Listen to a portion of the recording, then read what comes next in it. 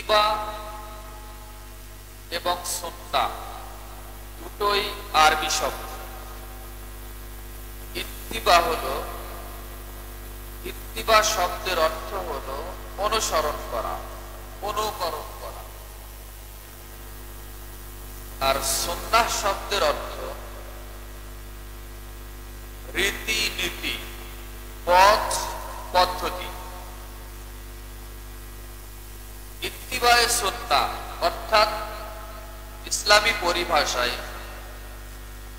রাসূল সাল্লাল্লাহু আলাইহি ওয়াসাল্লাম কর্তৃক প্রদর্শিত পথ পদ্ধতি, রীতিনীতি, বিশেষ করে আমলের ক্ষেত্রে যেভাবে রাসূল সাল্লাল্লাহু আলাইহি ওয়াসাল্লাম করেছেন, করতে বলেছেন, অনুমোদন দিয়েছেন, এই রীতিনীতিকেই হুবহু একইভাবে করাকেই বলা হয় ইত্তিবায়ে সুন্নাহ তথা সুন্নাতের অনুসরণ। ইত্তিবায়ে সুন্নাহর অনুসরণ করতে স্বয়ং আল্লাহ সুবহানাহু ওয়া তাআলা পবিত্র কোরআনুল কারীমে অসংখ্য আয়াত নাজিল করে ইত্তিবায়ে সুন্নাহর অনুসরণ করার কথা বলেছেন। অর্থাৎ আমাদের প্রিয় নবী মুহাম্মদুর রাসূলুল্লাহ বলেন সাল্লাল্লাহু আলাইহি ওয়াসাল্লাম, তাকে অনুসরণ করতে বলেছেন। সূরা আলে ইমরান ৩ নম্বর সূরার নাম সূরাতুল আলে ইমরান। এই সূরার ৩১ নম্বর আয়াত খুলে দেখবেন, আল্লাহ রাব্বুল আলামিন বলেছেন, কুল, তার নবীকে ডাক দিয়ে বলতেছেন আল্লাহ নিজেই, যে কুল, হে নবী, আপনি দুনিয়ার মানুষকে বলে দিন, ইন কুনতুম তুহিব্বুনাল্লাহ, হে দুনিয়ার মানুষ, তোমরা যদি আল্লাহকে ভালোবাসতে চাও তাহলে ফাত্তাবিউনি, তাহলে আমি যে নবী আমার তোমরা অনুসরণ করো। কে বলছেন? আল্লাহ নিজেই বলছেন তার নবীকে ডাক দিয়ে, হে নবী, আপনি তামাম দুনিয়ার মানুষকে ডাক দিয়ে বলে দিন, ইন কুনতুম তুহিব্বুনাল্লাহ, হে দুনিয়ার মানুষ, তোমরা কি আল্লাহকে ভালোবাসতে চাও? তাহলে কি করতে হবে জানো? ফাত্তাবিউনি, তাহলে আমি নবী আমার তোমরা অনুসরণ করো। আমার অনুসরণ করলে কি হবে? ইউহিব্বুকুমুল্লাহ, তাহলে মহান আল্লাহ তোমাদেরকে ভালোবাসবেন। বলুন সুবহানাল্লাহ। শুধু তাই নয়, ওয়া ইয়াগফির লাকুম যুনুবাকুম, এবং আল্লাহ তোমাদেরকে ভালোবেসেই ক্ষান্ত হবেন না, বরং আল্লাহ তোমাদেরকে ভালোবাসবেন এবং তোমাদের অতীতের জমানো সমস্ত পাপকে আল্লাহ ক্ষমা করে দিবেন। বলুন সুবহানাল্লাহ। আল্লাহু গফুরুর রহিম, মূলত আল্লাহ বড় ক্ষমাশীল, বড়ই দয়ালু। বলুন সুবহানাল্লাহ। তাহলে অত্র আয়াত সূরা আলে ইমরানের ৩১ নম্বর আয়াত দ্বারা আমরা কি বুঝতে পারলাম? যে আমরা বান্দারা যদি নারী হোক, পুরুষ হোক, যুবক হোক, যুবতী হোক, বৃদ্ধ হোক, বৃদ্ধা হোক, আমরা যদি আল্লাহকে ভালোবাসতে চাই তাহলে সর্বপ্রথম আমাদের যেটা করতে হবে সেটা হলো আল্লাহর রাসূলের অনুসরণ করতে হবে, ইত্তিবা করতে হবে। আমরা যদি আল্লাহর রাসূলের অনুসরণ করি তাহলে আমরা আল্লাহকে ভালোবাসতে পারবো এবং আল্লাহ আমাদেরকে ভালোবাসবেন এবং আল্লাহ আমাদের পাপ সমূহ ক্ষমা করে দিবেন। আল্লাহ বড় ক্ষমাশীল, বড়ই দয়ালু। আল্লাহ ছাড়া পাপ ক্ষমা করার কেউ আছে?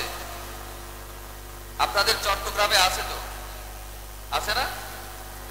চট্টগ্রাম সারা পৃথিবীর মধ্যে, শুধু বাংলাদেশ নয়, সারা পৃথিবীর মধ্যে জরিপ করলে দেখা যাবে যে চট্টগ্রামে পীর, মাজার, কবর, আউলিয়া এগুলি বেশি না কম?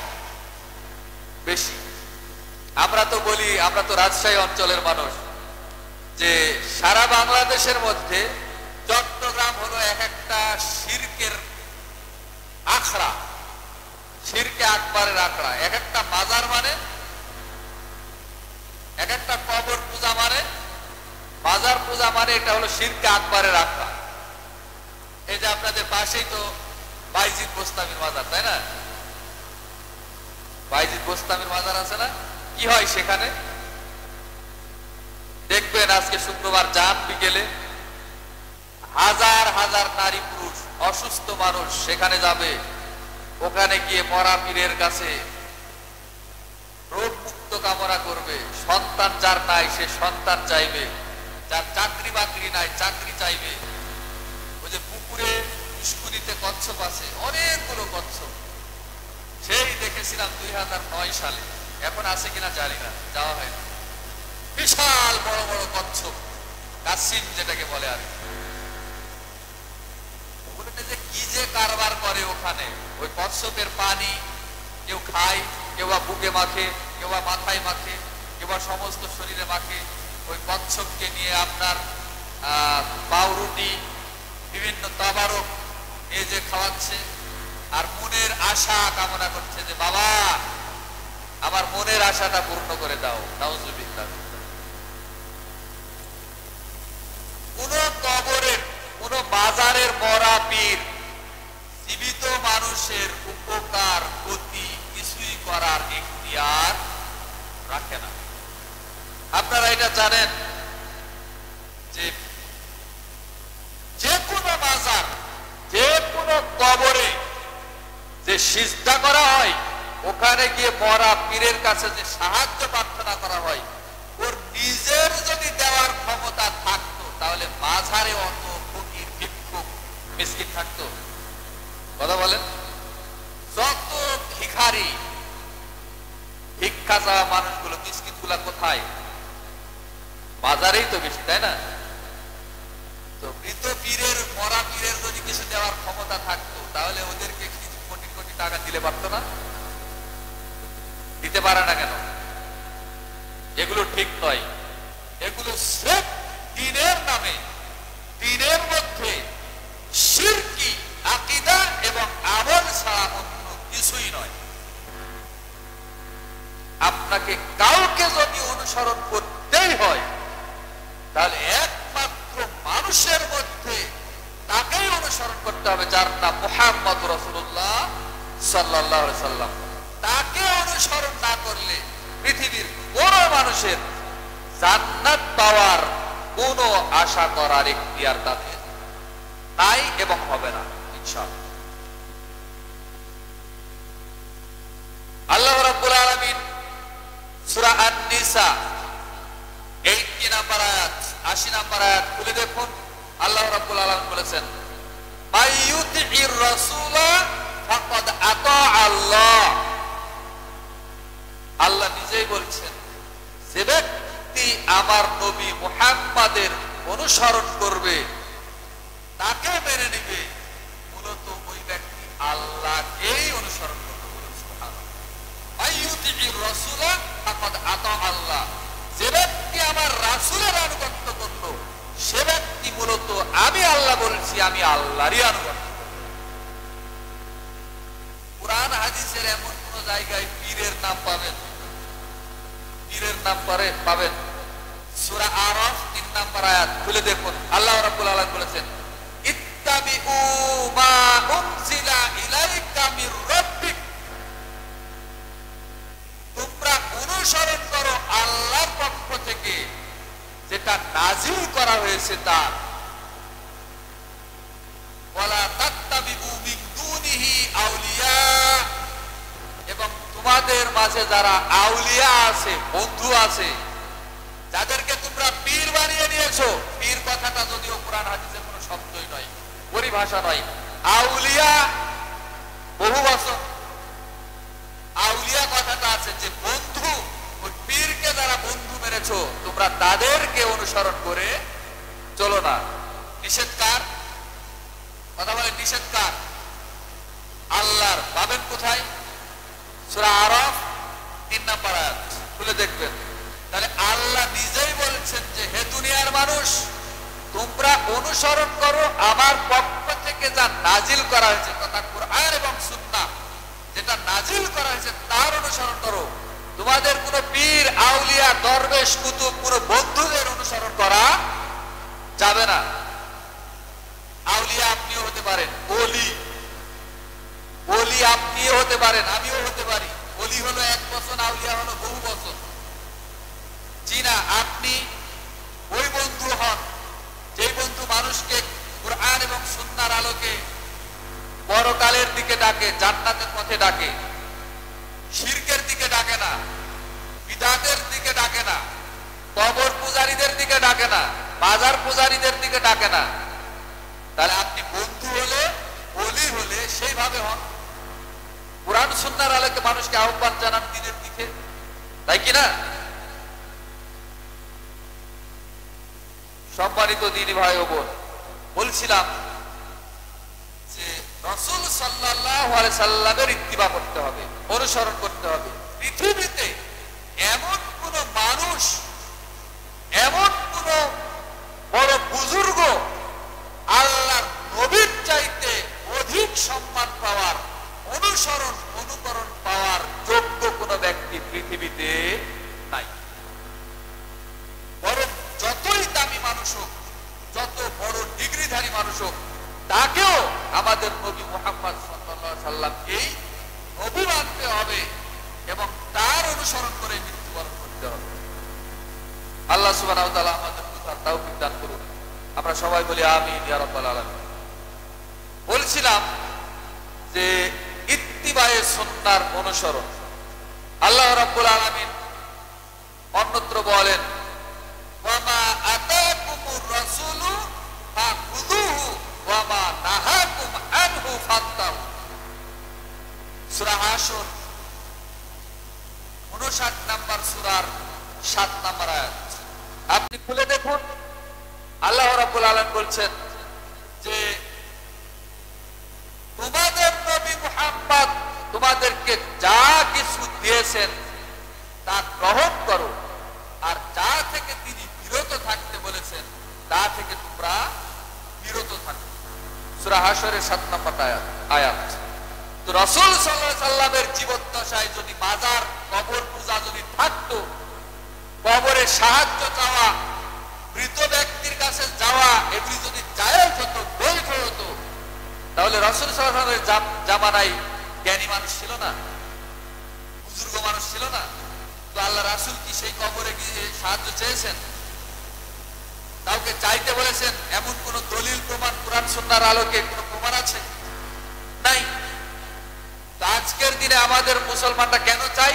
ওরা দ্বীন জানে না, ইসলামের মর্যাদাটা কি, ইসলামটা কি, ধর্মটা কি, এটা বুঝতে পারেনি বিধায় অশিক্ষিত মূর্খ জাহেলে মুরাকাবা, জাহেলে মুরাকাব, এরা এ ধরনের মানুষ গিয়েই ওই মাজারে পড়ে থাকে। অসংখ্য মাজার চট্টগ্রাম বিভাগের মধ্যে আছে, দেখবেন যে জুমার নামাজ পড়বে, আবার অনেক মসজিদের ভিতরেই মাজার রয়েছে, কবর রয়েছে মসজিদের ভিতরে। আছে না নাই? জুড়ে বলেন, আছে না নাই? ওয়াল্লাহি আল্লাহর কসম, ওয়াল্লাহি আল্লাহর কসম, ওয়াল্লাহি আল্লাহর কসম, যেই মসজিদের ভিতরে ভুয়া কবর বা বাস্তব কবর রয়েছে, মাজার রয়েছে, ওই মসজিদে নামাজ হবে না, বাতিল। সারা জীবন যদি ওই মসজিদে নামাজ পড়ে থাকে, আল্লাহর কসম তার এক ওয়াক্ত নামাজও কবুল হবে না। কেননা কবর এবং মসজিদ দুটো পৃথক জায়গা। মসজিদ হলো আল্লাহকে সিজদার স্থান, আর কবর হলো মানুষকে সিজদা করার জায়গা। মসজিদের ভিতরে কবর কেন? আজকে যারা আলোচনা শুনছেন, যে সমস্ত দিনী ভাই এবং বোন আছেন, হায়াতে জিন্দেগিতে যতদিন বেঁচে থাকবেন, কোন মসজিদে কবর থাকলে ওই মসজিদে সালাত আদায় করবেন না ইনশাল্লাহ। বলেন ইনশাল্লাহ জিন্দেগিতে করব না। আল্লাহ আপনাদের কবুল করুন। এই বক্তব্য শুনে যদি এই চট্টগ্রামের একজন মানুষও যদি তাওহীদ পায়, যদি সঠিক রিসালাতের দাওয়াত পায়, একজন মানুষও যদি পরিবর্তন হয়, তাহলে ওটাই আমার জন্য সার্থক হবে বলে আমি মনে করি।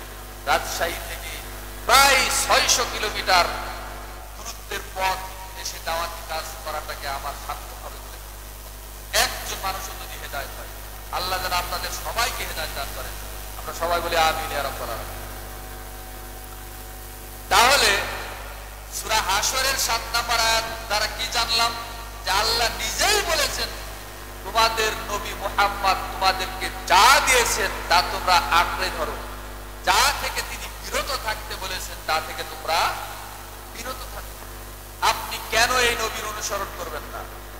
আপনি যদি মুমিন ঈমানদার, নিজেকে নারী হন পুরুষ হন, আপনি নিজেকে যদি ঈমানদার বলে পরিচয় দেন, মুমিন মুমিনা বলে যদি পরিচয় দেন, তাহলে অবশ্যই অবশ্যই আপনার রাসূল সাল্লাল্লাহু আলাইহি ওয়াসাল্লামের ইত্তিবা সুন্নাহর অনুসরণ করতে হবে। আর আপনার আমার নবী মুহাম্মদ কোনদিনও নিজের মন গড়া তিনি কোনো কথা বলেন। দলিল সূরা আন-নাজম 53 নম্বর সূরা, 53 নম্বর সূরা আন-নাজম 3 এবং 4, 3 and 4 এই দুটি আয়াত আপনি পড়ে দেখেন। আল্লাহ রাব্বুল আলামিন বলেছেন ওয়া মা ইয়ানতিকু আনিল হাওয়া ইন হুয়া ইল্লা ওয়াহয়ু ইউহা। তোমাদের নবী মুহাম্মদ নিজের মন গড়া, নিজের প্রবৃত্তির অনুসরণ করে তিনি কোনো কথাই বলেন না, তিনি ওই কথাই বলেন যা তার উপরে ওহী করা হয়। ওহী ব্যতীত আপনার আমার নবী কোনো কথা বলতেন না। তাহলে এই নবীর ইত্তিবা করবেন না তো কার করবেন? যেই সমস্ত ভণ্ডদের আনুগত্য মানুষ করে, বাজারে এক একটা ভণ্ড আছে, 22 হাত পাগড়ি, 22 হাত চুলের জট, 20 বছরেও গোসল করে না, এরকম ভণ্ড আছে না নাই বাজারে? তাদের কাছে গিয়ে কি বলেন? বাবা বাবা আমাকে সন্তান দাও, বাবা আমাকে দোয়া করো, বাবা আমাকে আশীর্বাদ করো, বাবা আমার এই অসুখ সেই অসুখ, বাবা আমার চাকরি নাই, বাবা আমার ঋণ, বাবা আমার বিদেশ, সন্তান বিদেশ যেতে পারছে না, আমার বাবার জন্য একটু দোয়া করো, এই যে হাদিয়া তোফা থাকলো ইত্যাদি ইত্যাদি করেন না? তো নিজে অপবিত্র ভণ্ড, 20 বছরে গোসল করে না, ও কি করে মানুষকে সাহায্য করতে পারে? ও তো নিজে জাহান্নামে গিয়েই বসে আছে, মরেনি তাই যায়নি, মরলে ডাইরেক্ট চলে যাবে আগে। আর যেই মরা পীরের আনুগত্য মানুষ করে, যেই মরা পীরের মাজারে গিয়ে সিজদা করে, সিজদা দেয়, পায়ের তলে গিয়ে লুটুপুটু করে হাউ মাউ করে কান্নাকাটি করে, ওই মরা পীরেরই বা অবস্থা কি, এটাই বা কে জানে বলেন? ও নিজে জান্নাতি, ওই কবরে শুয়ে থাকা ব্যক্তি ও নিজে জান্নাতি না জাহান্নামী ও নিজে জানে? তো ও আর একজন কি করে উপকার করতে পারে? এটা তো হতে পারে না। কোরআন সুন্নাহ এক জিনিস আর বাস্তবতা আর এক জিনিস। আপনাকে মেনে নিতে হবে বিবেক দিয়ে, আবেগ দিয়ে নয়। বিবেক দিয়ে কোরআন সুন্নাহ গবেষণা করতে হবে, রিসার্চ করতে হবে, আমল করতে হবে, তবে আপনি আশা করতে পারেন যে আপনার আমল কবুল হতে পারে, এছাড়া সম্ভব নয়। সূরা নাজমের 3 নম্বর 4 নম্বর আয়াত দ্বারা কি দলিল পেলেন? যে আমাদের নবী মুহাম্মদ সাল্লাল্লাহু আলাইহি ওয়াসাল্লাম নিজের মন গড়া, নিজের প্রবৃত্তির অনুসরণ করে তিনি কোনো কথা বলেন না, এটা আল্লাহ বলেছেন। শুধু তাই নয়, অনেক ছোট থেকে ছোট আমলের ক্ষেত্রেও আমাদের রাসূল সাল্লাল্লাহু আলাইহি ওয়াসাল্লাম নিজের মন গড়া কোনো আমল করেননি। দলিল, ছোট্ট একটা দলিল আপনাকে দিই। দেখেন, আজকের জুমা মসজিদে আমরা যে এসেছি, উযু করে আসিনি ভাই? ভাইজান ওনাদের দুইজনকে জায়গা একটু ফলো করেন আমাকে প্লিজ, মাথা নিচু করে থাকবেন না দয়া করে। বলছিলাম যে আমরা যে এই যে জুমার সালাতের জন্য এসেছি, আমরা উযু করে আসিনি ভাই? উযু করে এসেছি। তো এই উযু করার সময় রাসূল সাল্লাল্লাহু আলাইহি ওয়াসাল্লাম উযু করছেন, প্রথমে বিসমিল্লাহ বলে পানি নিলেন, ডান হাতের কবজি পর্যন্ত প্রথমে ধৌত করলেন, তারপরে বাম হাতের কবজি পর্যন্ত 3 বার করে পানি দিয়ে ধৌত করলেন, তারপরে মুখে পানি দিয়ে 3 বার একসাথে নাক আবার ধুয়ে ফেললেন, তারপরে মুখমণ্ডল সুন্দর করে ধুয়ে ফেললেন। এরপরে ডান হাতে পানি নিয়ে এক্সট্রা 1 চুল্লু পানি নিয়ে আবার দাড়ির নিচে দিয়ে খিলাল করছেন, দাড়িটা খিলাল করছেন। এই দৃশ্যটা সাহাবীরা লক্ষ্য করলেন।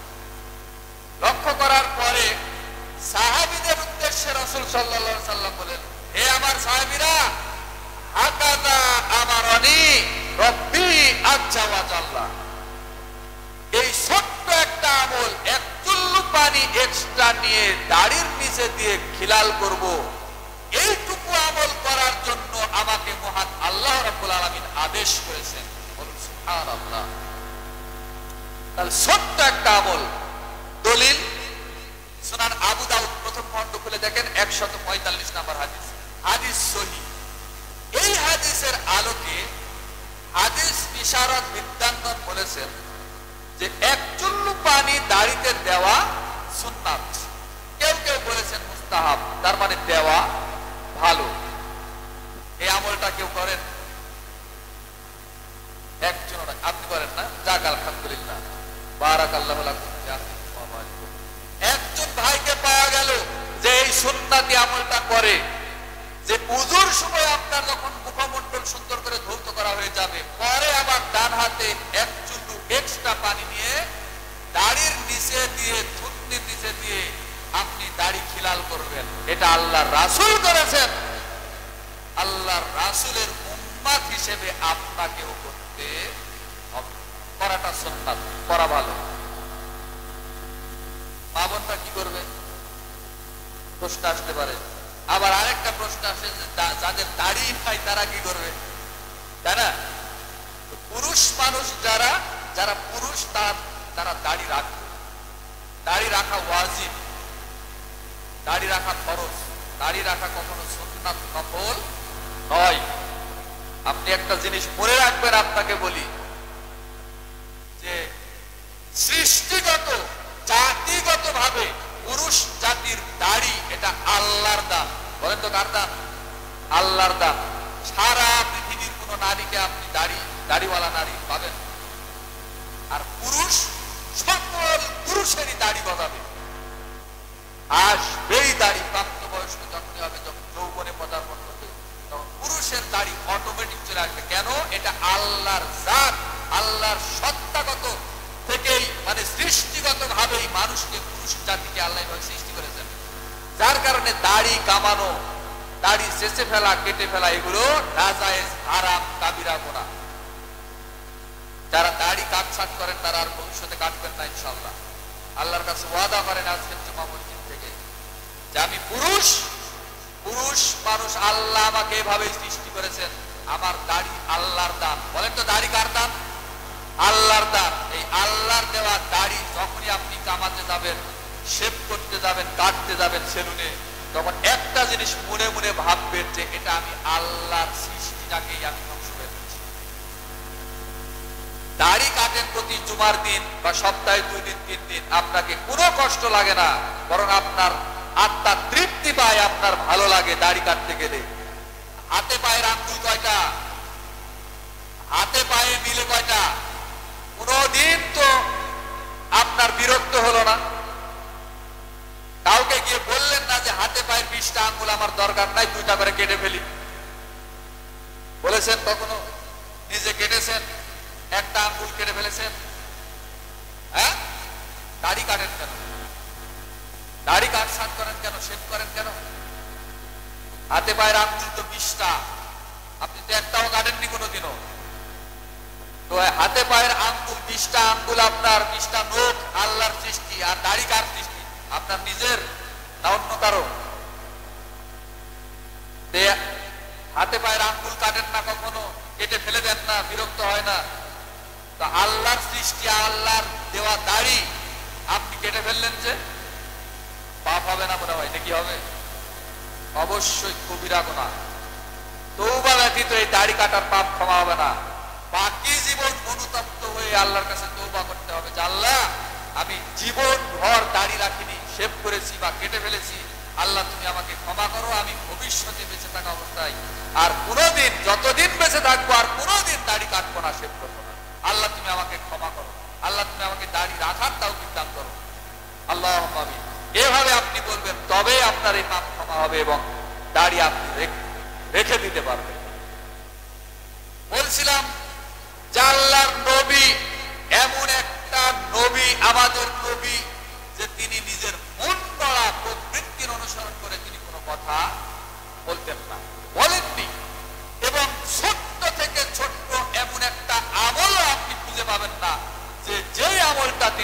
আল্লাহর নির্দেশ ব্যতীত করেছেন। যেই আমলটাই তিনি করেছেন কার নির্দেশে করেছেন? আল্লাহর নির্দেশে করেছেন। আরেকটা, রাসূল সাল্লাল্লাহু আলাইহি সাল্লাম তার উপরে 40 বছর বয়সে নুজুলে কোরআন নাজিল শুরু হয়েছিল। 63 বছর বয়সে দীর্ঘ 23 বছরে আপনার কোরআন নাজিল, হাদিস নাজিল শেষ হয়, সমাপ্তি হয়। হওয়ার পরে আপনার সূরা মাইদার 3 নম্বর আয়াত সর্বশেষ আয়াত নাজিলের মাধ্যমে দ্বীন ইসলামটা কমপ্লিট কোড অফ লাইফ আল্লাহ করে দিলেন। আল ইয়াউমা আকমালতু লাকুম দীনাকুম ওয়া আতমামতু আলাইকুম নি'মাতি ওয়া রাদিতু লাকুমুল ইসলাম দীনা। আজ ইসলামটাকে আমি পরিপূর্ণ করে দিলাম, ইসলামটাকে আমি আল্লাহ আমার পক্ষ থেকে ইসলাম যে একটা দিন, জীবন ব্যবস্থা, এটা মনোনীত করে দিলাম এবং এই দিনটা পরিপূর্ণ করে দিলাম। মুকাম্মাল, দিনটা একদম পরিপূর্ণ, ইসলামটাকে পরিপূর্ণ করে দিলাম। তাহলে সূরা মাইদার 3 নম্বর আয়াত সর্বশেষ আয়াত। এতগুলো দীর্ঘ 23টি বছরে 30টি পারা, পুরো কোরআন মাজিদ 30টি পারা, 114টি সূরা, 6236টি আয়াত নাজিল হয়ে গেল।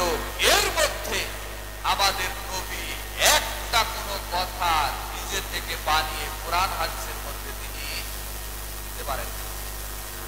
দলিল সূরাতুল হক, সূরাতুল হক 69 নম্বর সূরা, 69 নম্বর সূরা, পরপর 4টি আয়াত পড়বেন, 44, 45, 46, 47।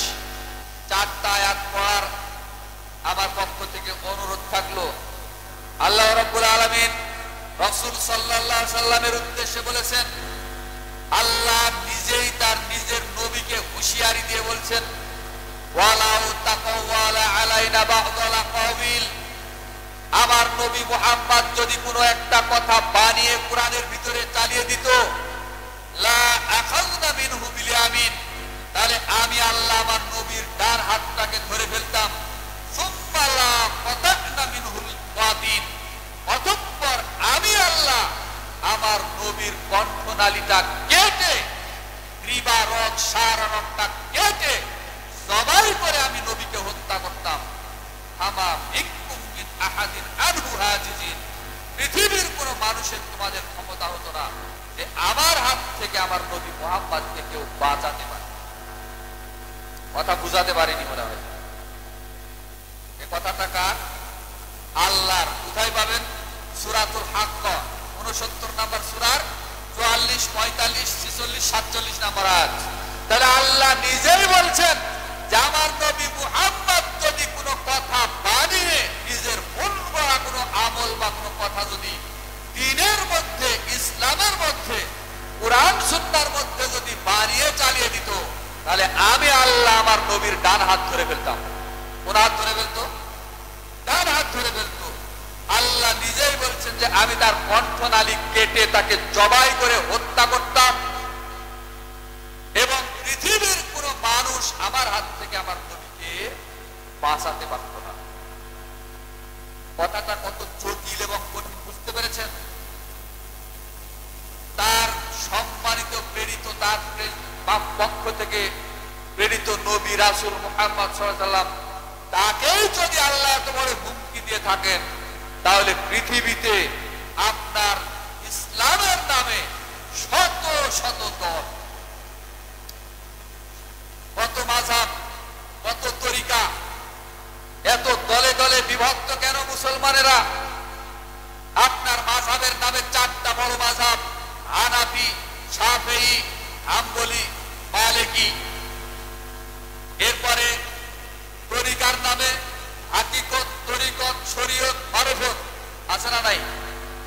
এরপরে আপনার হানাফি মাযহাবের যারা তরিকা মেনে চলে তাদের আবার দেখেন আটরশি, ফুলতলি, কুতুববাগি, দেওয়ানবাগি, সারসিনা, ওই যে আপনার হাটহাজারি, তারপরে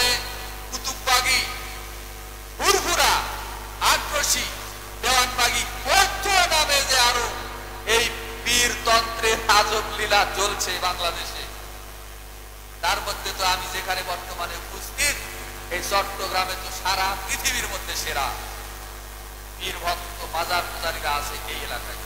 চট্টগ্রামকে কি বলা হয়? 12 আউলিয়ার দেশ, তাই না? 12 আউলিয়ার দেশ। এখানে যদি আকাশে মেঘ লাগে আর যদি আবহাওয়া অধিদপ্তর থেকে বলা হয় যে কি 14 নম্বর মহাবিপদ সংকেত দেখাতে বলা হয়েছে, তখন মানুষের এটা বিশ্বাস আল্লাহর উপরে নয়। বাস্তব কথা আমি বলছি, 2009 সালে আমি অক্সিজেন রৌফাবাদ কলোনি ওই এলাকার মানুষকে আমি নিজে কানে বলতে শুনেছি।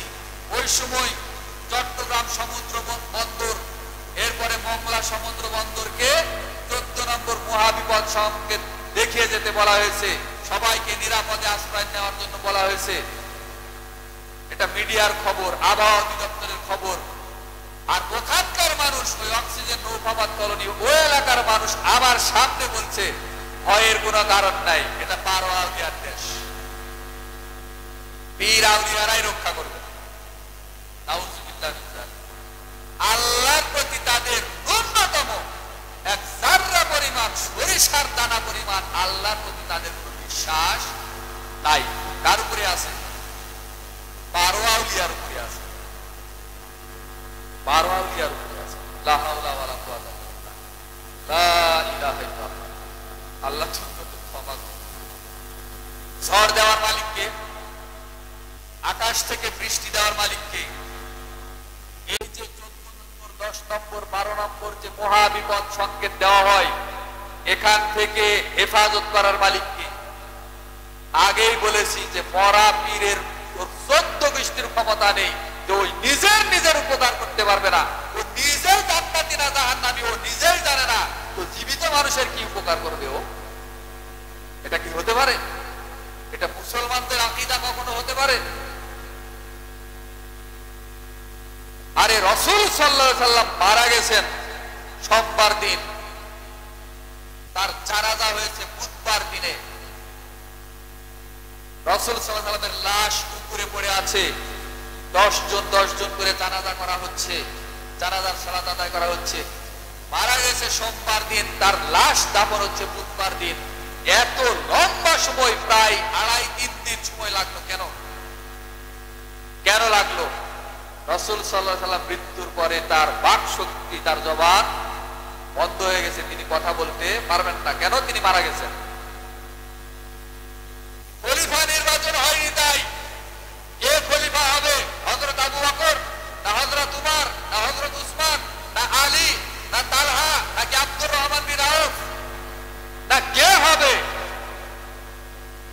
খলিফা নির্বাচিত হয়নি, যার কারণে আল্লাহ রাসূলের লাশ ওইভাবেই পড়ে আছে।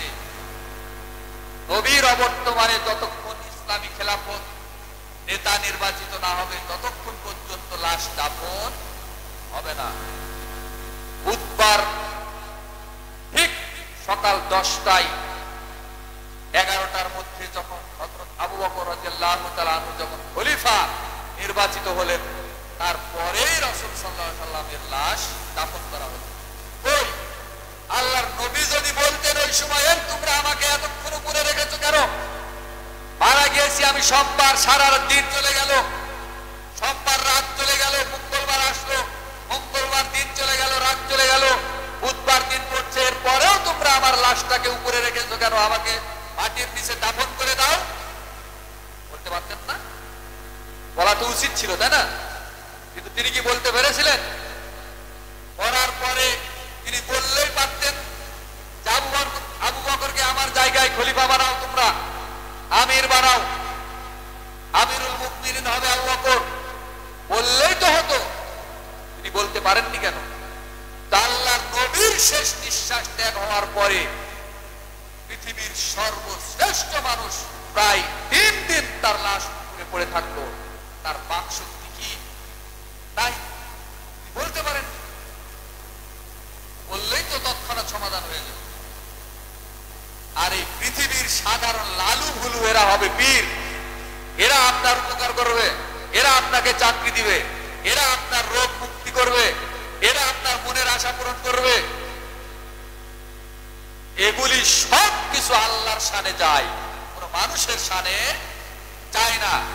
সব কিছুর হায়াত, মউত, ধন দৌলত, রিজিক, চাকরি বাকরি, অসুস্থ থেকে সুস্থ হওয়া, এগুলি কার হাতে?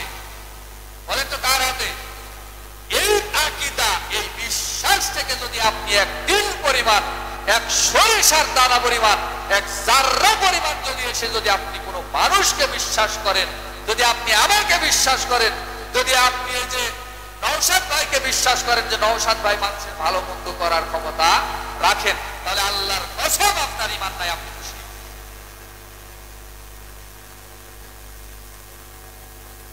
বড় দুঃখ লাগে, বড় কষ্ট লাগে, আফসোস লাগে। মন খারাপ করছেন আপনারা? বলেন মন খারাপ হচ্ছে? মন খারাপ হলেও কিছু করার নাই। আল হক, হক, সত্য বড় পিতা।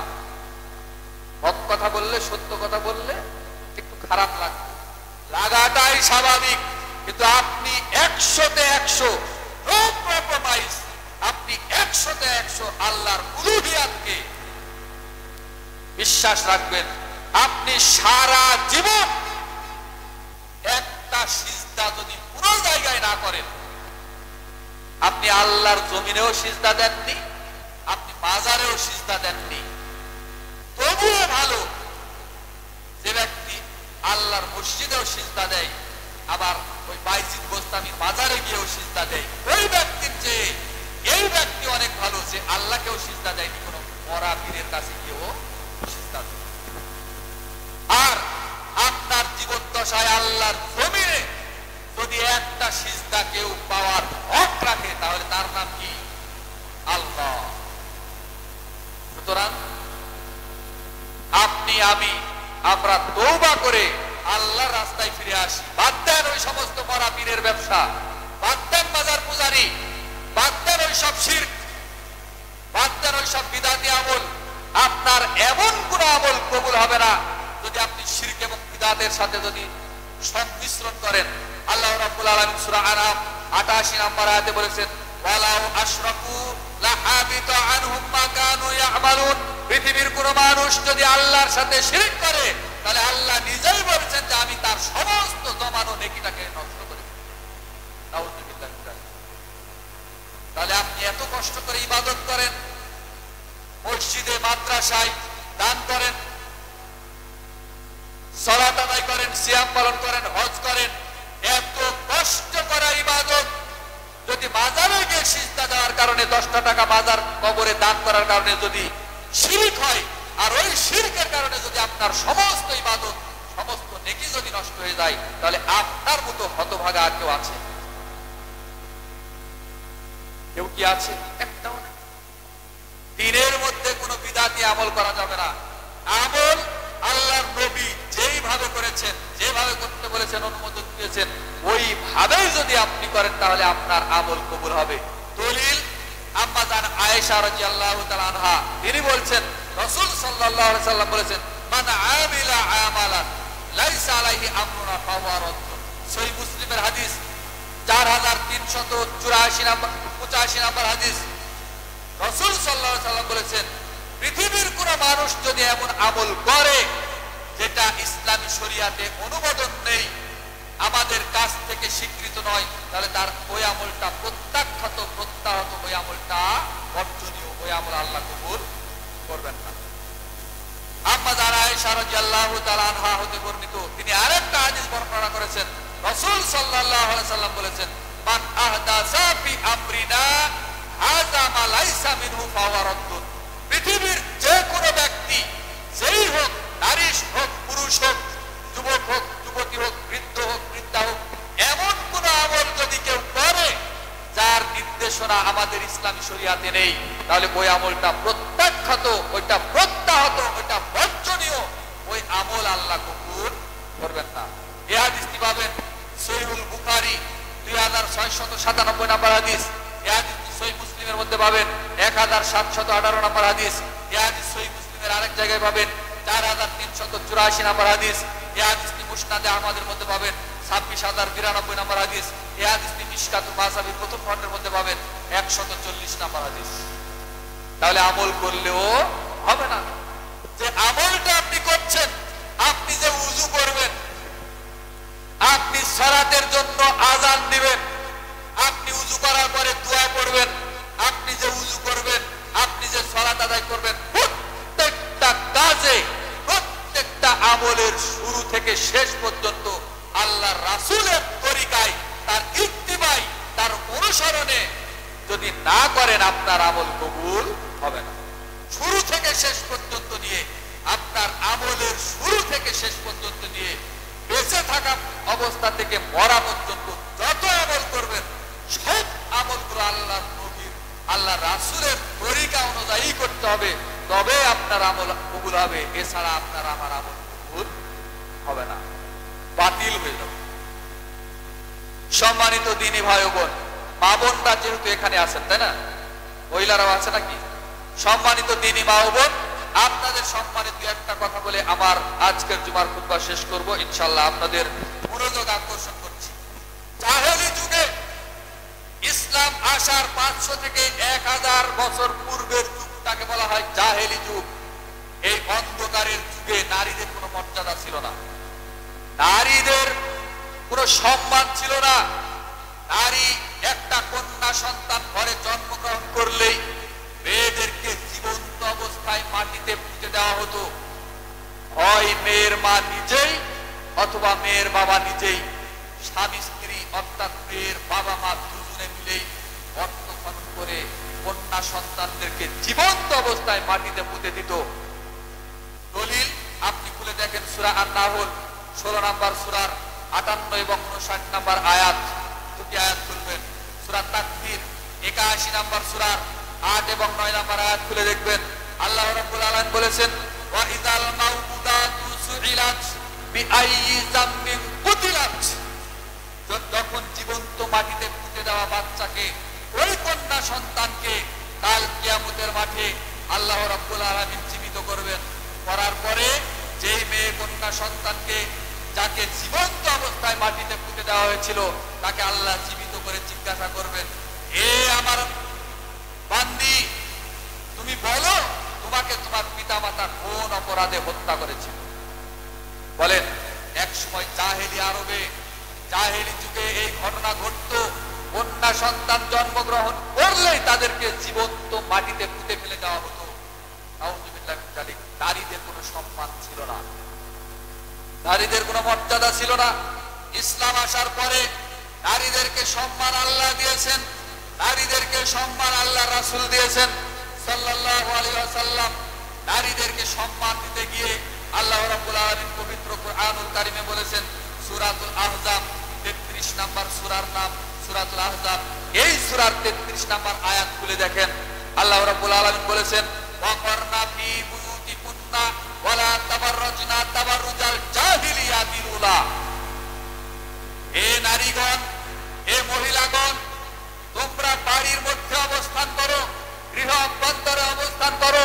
তোমরা জাহেলি যুগের মতো, বর্বরতার যুগের মতো, অসভ্যতার যুগের মতো বেহুদা বেপরদা বেলাল্লাপনা অবস্থায় তোমরা রাস্তাঘাটে, কলেজ মার্কেটে তোমরা চলাফেরা করো না। তার মানে নারীদের সম্মান আল্লাহ দিয়েছেন। নারীদেরকে সম্মান দিতে গিয়ে বলেছেন, এ দুনিয়ার মহিলারা, তোমরা বাড়ির মধ্যে অবস্থান করো, তোমরা বেপরদা বেহুদা অবস্থায় রাস্তাঘাটে চলাফেরা করো না। এটা আল্লাহ নারীদেরকে সম্মান দিয়েছেন। দিনী মা ও বোন, আপনাকে বলি, আপনার সম্মান বাড়ির মধ্যে অবস্থান করা। জরুরি প্রয়োজনে আপনি বের হতে পারেন, ঢিলা ঢালা বুরখা কালো পোশাক পরবেন, হাতে আপনার হাত মোজা থাকবে, পায়ে পা মোজা থাকবে, চোখে চশমা থাকবে। সম্ভ্রান্ত পরিবারের মেয়ে